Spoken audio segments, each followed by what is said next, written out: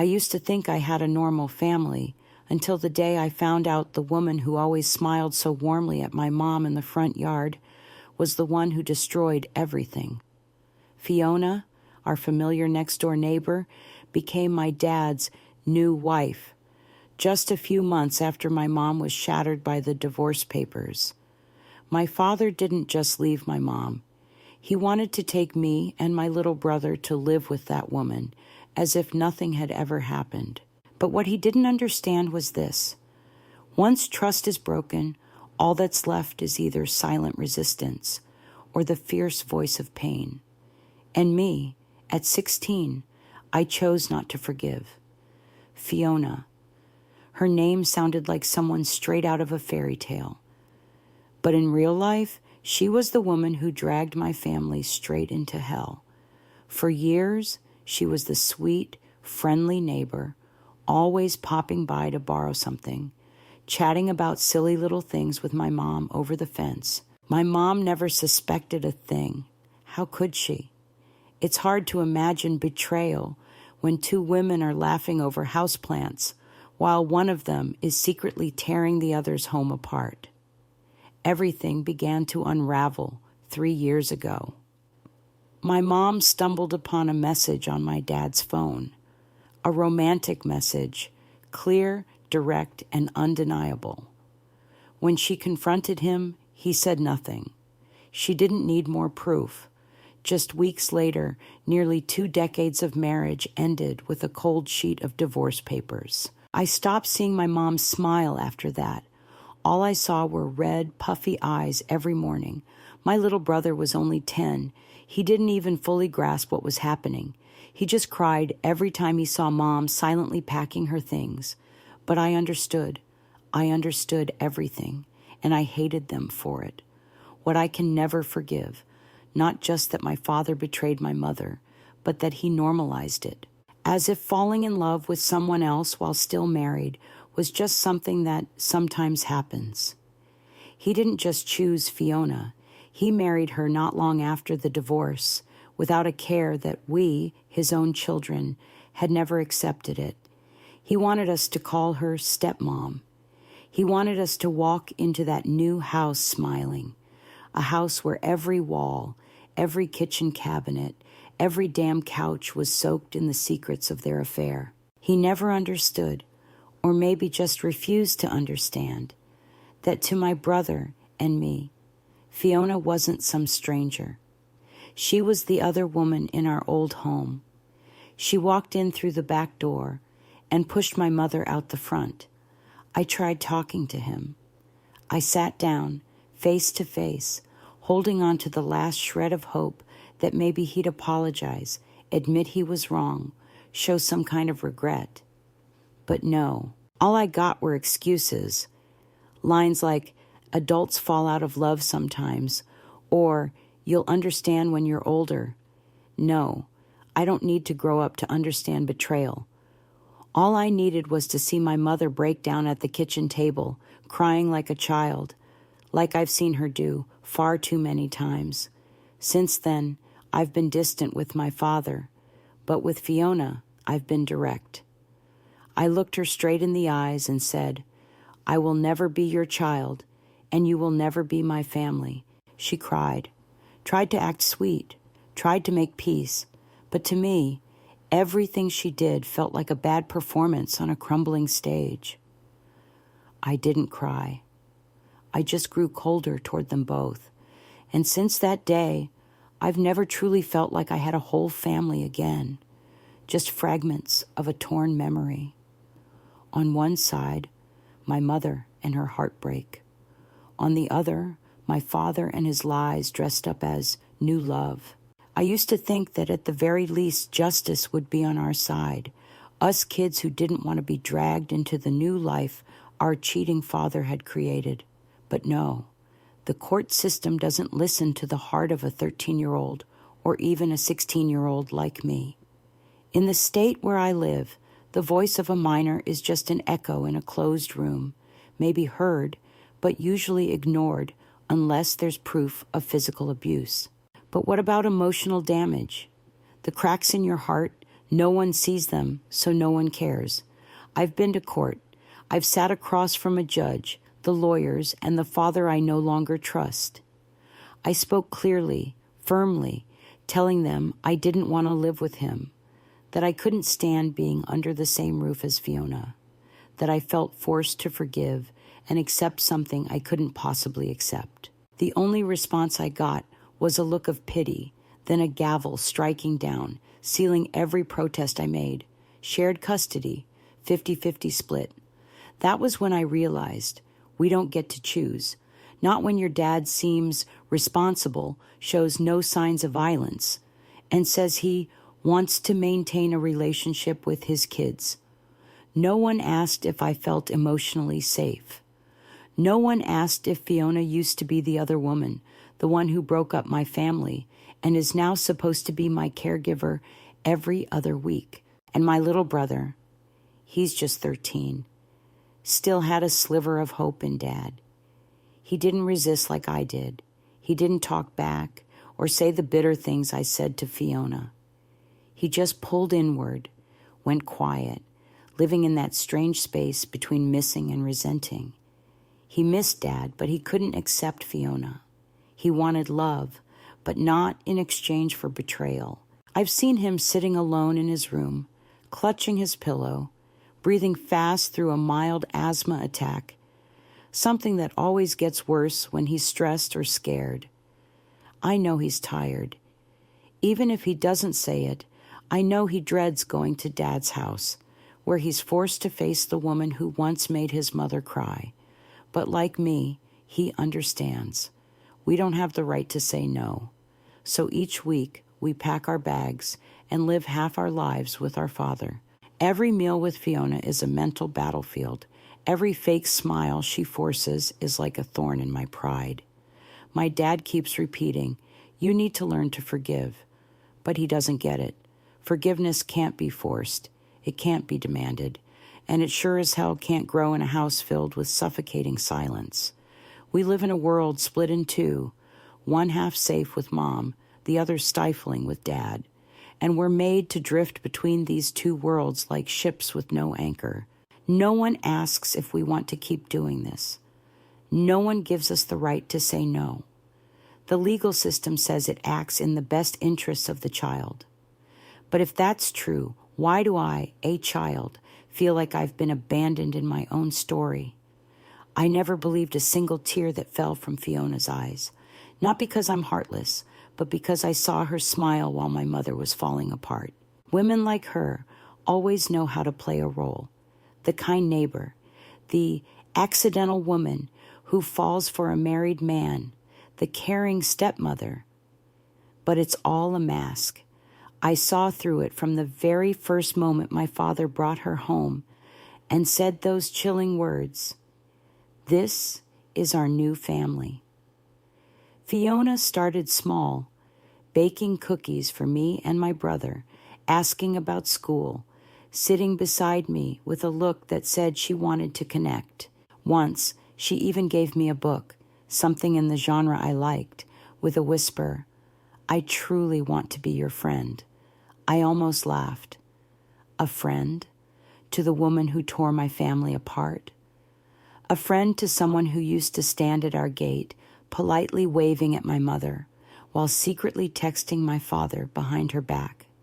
I didn't say anything at the time. I just went to my room, grabbed a pen, and wrote on the book's cover, "No one wants to be friends with the person who stole their home." Then I placed the book on the coffee table in the living room. Later, Fiona sat alone in the kitchen, crying. For the first time, I saw her show raw emotion. But instead of pity, I felt disgust, because I knew those weren't tears of guilt. They were tears of a performer whose act had failed to win over her audience. From that day on, I didn't hold back. I spoke directly.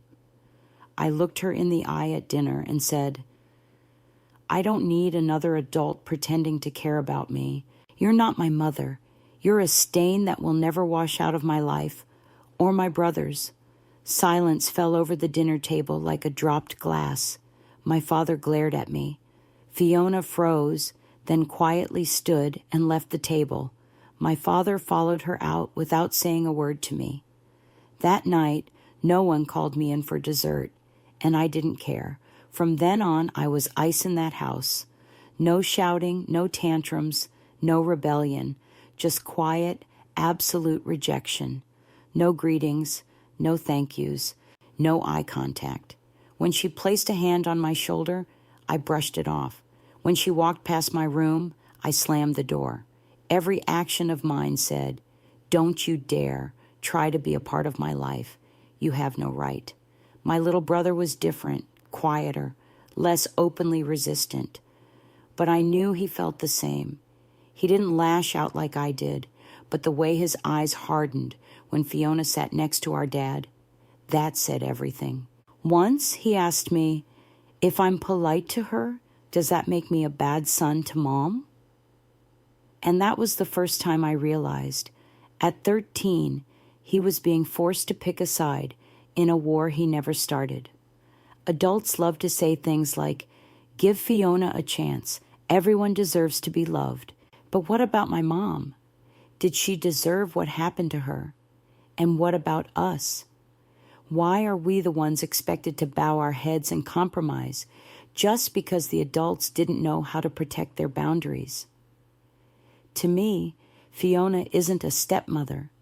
She's a symbol of betrayal, a living, breathing reminder of everything I can't and won't forgive. And I don't owe forgiveness just to make others feel more comfortable. I once overheard my dad telling his friends, "Fiona has tried so hard, but the girl just won't open up." And in that moment, I wanted to scream, "The problem isn't that Fiona didn't try hard enough. The problem is none of you ever stopped to see how much we were hurting." There are moments when, even if you hate someone with every fiber of your being, you still hope they'll do the right thing. Just once, to prove you were wrong about them. I had that moment when my little brother was rushed to the hospital in the middle of the night due to a severe asthma attack that required emergency ventilation. I sat outside the ER, phone clutched tightly in my hand, and for the first time in years, I texted our father. Not because I believed he would come, but because I needed him to know this was his last chance, to show he was still a father, not just a man who chose his lover over his family. But when the doctor asked if we were okay with Fiona visiting, my brother shook his head immediately. No hesitation, no second thought. He was so weak he had to whisper, but his voice was clear. "I don't want her in here." That sentence was his final boundary, a small line a sick child tried to draw in a world already torn apart by adults. And my father crossed it, not by forcing Fiona into the hospital, but by refusing to come at all. He called me, his voice rough but cold. "If Fiona's not welcome, I'm not coming either." I didn't respond. I couldn't. I just looked at my brother lying in that hospital bed, eyes closed, breathing through tubes, and I knew he would never forget this. The next day, my brother woke up. He asked, "Did Dad come?" I didn't want to answer, but I couldn't lie. I nodded faintly, then shook my head. No, he didn't, because he wanted to come with her. His face didn't change much, just his eyes lowered. Quietly, in that moment, he disconnected from our father. He stopped calling, stopped texting, stopped asking. And when our father tried calling back, he let the phone ring until it stopped. He wasn't angry. He wasn't bitter. It was just silence, the kind of silence only a deeply hurt person can create. I'm not angry that my father chose Fiona. I'm angry that he didn't choose his son when his son needed him the most. No apology. No gifts or grand gestures were needed. Just him, walking into that hospital room, taking his son's hand and saying, "I'm here." That's all, but he couldn't do it, or he didn't want to. I once heard someone say, Children don't need perfect parents. They just need parents who don't walk away. And I think of my brother, how he turns his face to the wall every time someone mentions our father's name.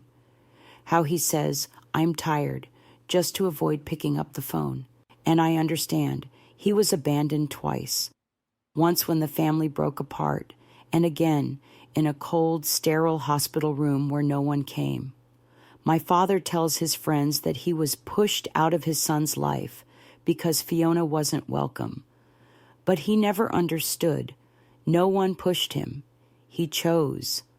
He chose to stay beside his girlfriend instead of walking in alone, to stand beside his son who was caught between life and death. To me, that moment was the end of any chance for reconciliation. And to my brother, it was the day he gave up on the word dad forever.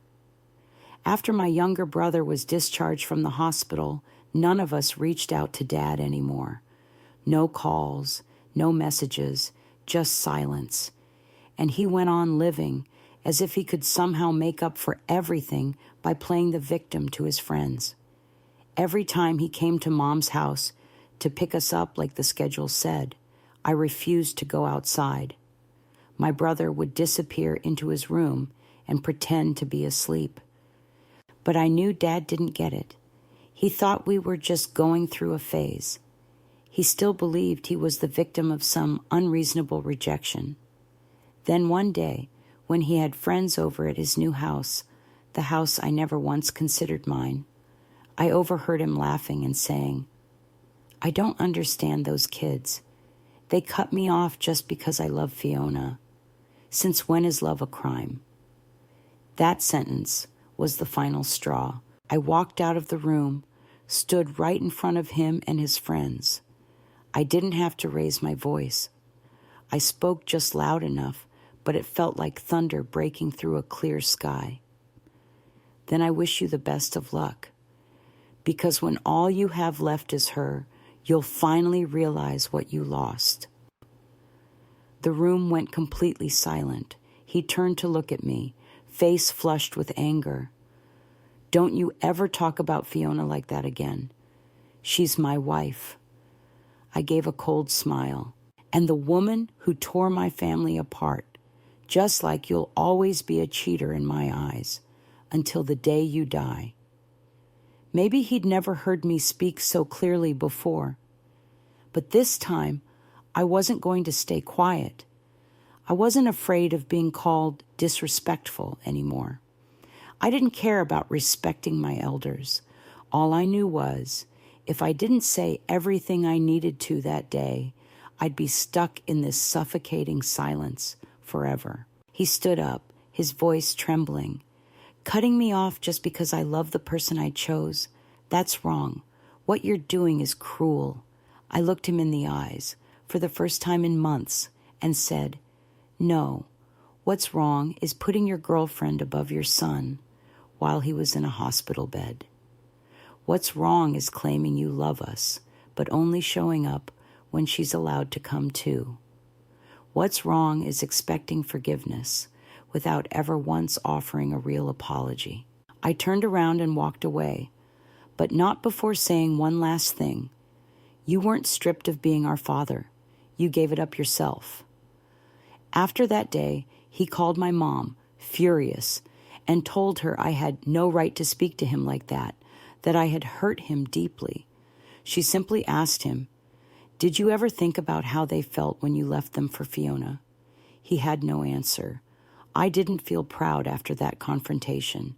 There was no sense of victory, just a painful kind of relief. I knew a door had closed that day, but it needed to close, because it led to a place filled with nothing but lies, betrayal, and relationships built on broken foundations. I don't know what the future holds.